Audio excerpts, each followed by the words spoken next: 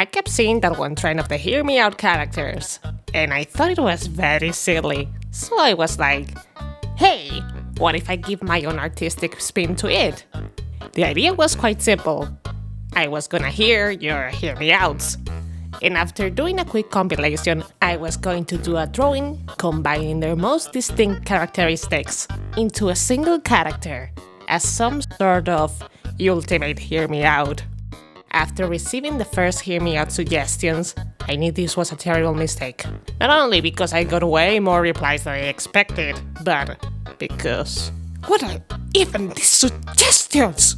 I had to think of an alternative because it could have been impossible to do a character fusion that could potentially work featuring every single character that was suggested. If you think I'm making excuses, I dare you to actually attempt to make a character based on all of this.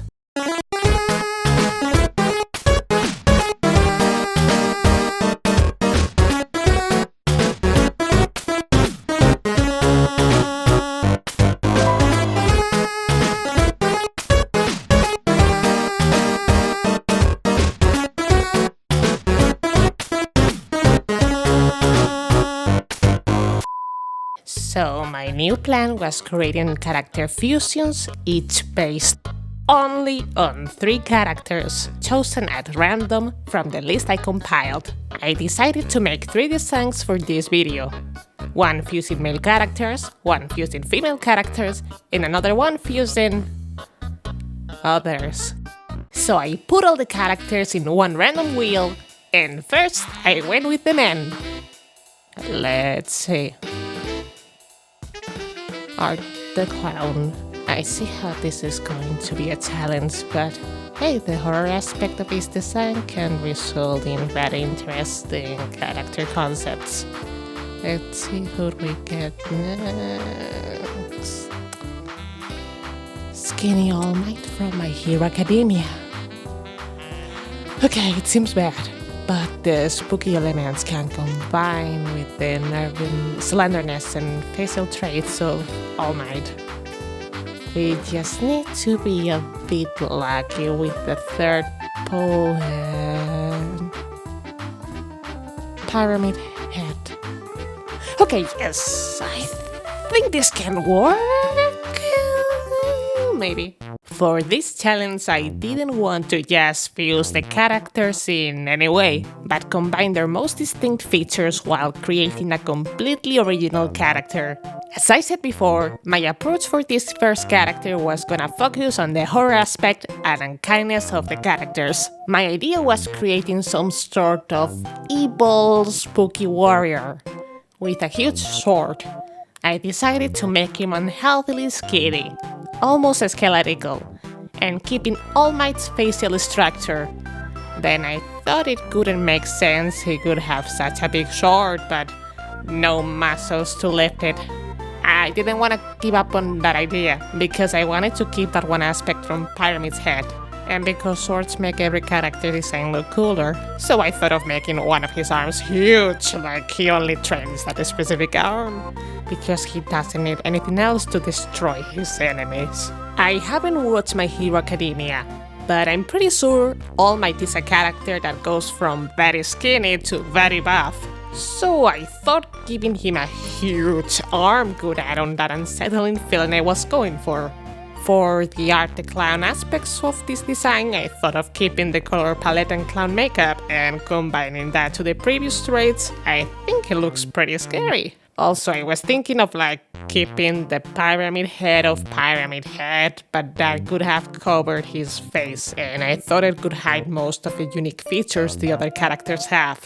So I decided he could instead just wear a mask that he could be taking off to show his victims his real, scarier face. After all, I know that people find characters with masks very attractive. That's what the point of the mask is. So even if it's not exactly the same type of mask, it all adds to the hear me out factor. In the end, it kinda looks a bit like a creepypasta character, which I couldn't say it's a bad thing considering I also got Jack the Killer and Laughing Jack as Hear Me Out. God, that reminds me of that creepypasta's anime boys illustrations that you couldn't escape from back in the 2010s. But yeah, here's our guy.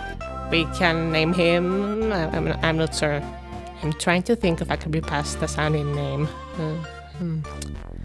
Joshua the Freak. Yeah, I'm not the best at naming characters, so feel free to leave name suggestions in the comments. And now it's time for the women.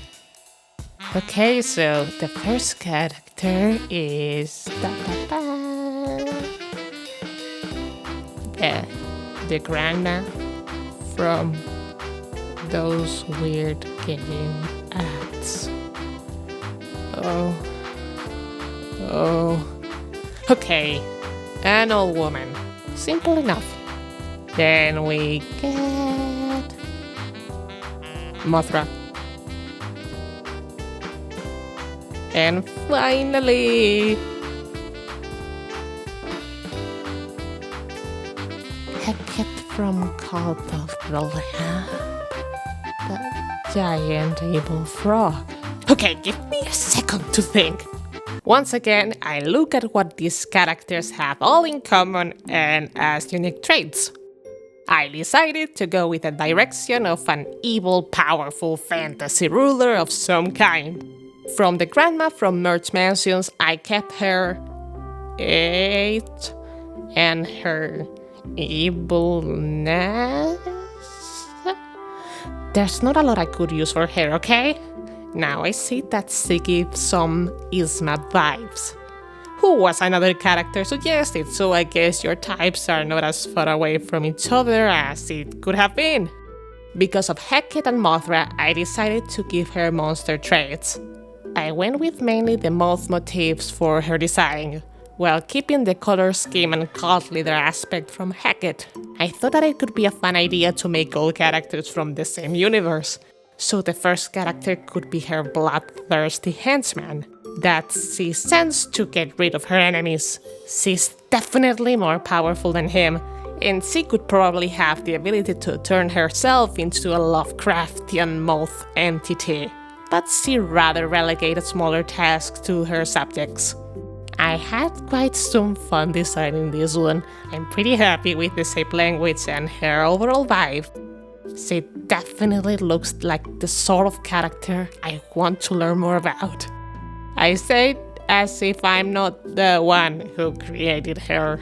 The only part I struggled with was coloring and rendering her sleeves to make her look like they are moth wings. I redid them a couple of times, as you can see from the speed paint, and I'm not sure if I like them. They have many imperfections that I've tried to hide with cool lighting because I cannot postpone this video any longer. Here's our evil moth grandma, who might or not might be a cult leader. How should we name her? Mildred the Merciless? Maybe not. And finally, here are the characters for our third fusion. This time, these are characters that were not male or female. No, I don't mean non-binary. I don't think anyone could describe these characters as non-binary. But hopefully we get something we can work with. The letter G.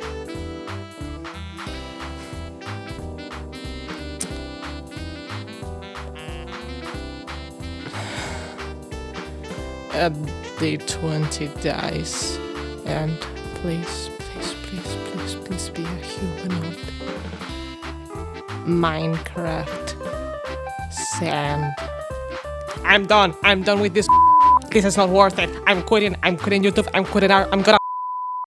Okay, I'm calm now. I like a little challenge on this channel. Not gonna lie, my first impulse was just drawing a D20 dice made of sand with the letter G written on each of its sides. That could have been lame, but the more I think about it, the more I think someone could have said smash. So maybe I've overworked myself with this last one. Anyways, I've made 2 creepy characters, so what's better than ending this lineup with an even creepier character made of sand? Specifically Minecraft sand. Editing fan, I made a mistake when writing all the suggestions. The original suggestion was Minecraft sandstone, not Minecraft sand. Huge mistake on my part, but I know you are all freaks and probably one of you finds Minecraft sand hot. I don't know, I don't play Minecraft. The biggest challenge was finding a way to include the letter D. I didn't want this character to wear a shirt with it written on it. I wanted to incorporate it in the design somehow. I thought that since the character was made of sand, some parts of their body could be crumbling down, which could result in holes and awkward patterns. And what if there was a big hole in the shape of a G? That was all I could come up with.